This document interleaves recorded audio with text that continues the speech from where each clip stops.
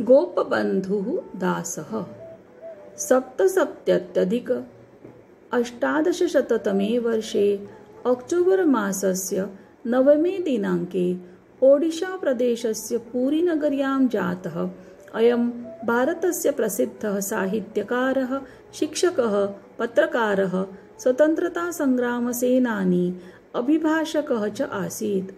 सः उत्कलमणिः नाम्ना प्रसिद्धः अस्ति। ओडिशाप्रदेशस्य जनाः तं दरिद्रसखा इति नाम्ना अपि सम्बोधयन्ति।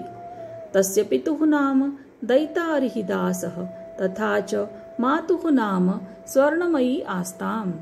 बाल्यकाले एव तस्य विवाहः जातः, तथापि तस्य शिक्षायां बाधा न भूता। सः आरम्भिकीं शिक्षां पूर्णां कृत्वा कोलकाता विश्वविद्यालयात् उच्चशिक्षां प्राप्तवान्। सः अभिभाषकः आसीत्। सः शिक्षकस्य कार्यम् अपि कृतवान्। 9+1900तमे वर्षे सः सखीगोपाल नाम्ना एकस्य विद्यालयस्य स्थापनां कृतवान्। एषः विद्यालयः शान्तिनिकेतनम् इव गुरुकुलपद्धतौ आधारितः आसीत्। सः स्वतन्त्रतासङ्ग्रामसेनानी अपि आसीत्।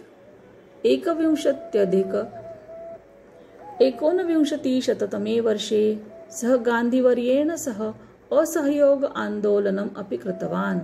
सः समाज नाम्ना दैनिकपत्रस्य सम्पादकः अपि आसीत्। कवित्वं तस्मिन् बाल्यकालात् एव आसीत्। सः बन्दिर आत्मकथायाः कृते प्रसिद्धः अस्ति। तस्य पुस्तकं धर्मपद साहित्यस्य अमूल्या कृतिः अस्ति। तस्य साहित्यं, पत्रकारिता च समाजे शिक्षायाः सञ्चारं कृतवत्। सः देशभक्तानां प्रेरणास्रोतः आसीत्। लाला लाजपतराय द्वारा स्थापिता संस्था सर्वेण्ट् आफ् द पीपल् इत्यस्य अपि सः सदस्यः आसीत्। 28+1900तमे वर्षे जून् मासस्य 17 दिनाङ्के सः दिवङ्गतः। तस्य प्रतिमाः अद्यापि देशे विभिन्नेषु स्थानेषु स्थापिताः सन्ति। सः अद्यापि अस्माकं कृते आदर्शः अस्ति।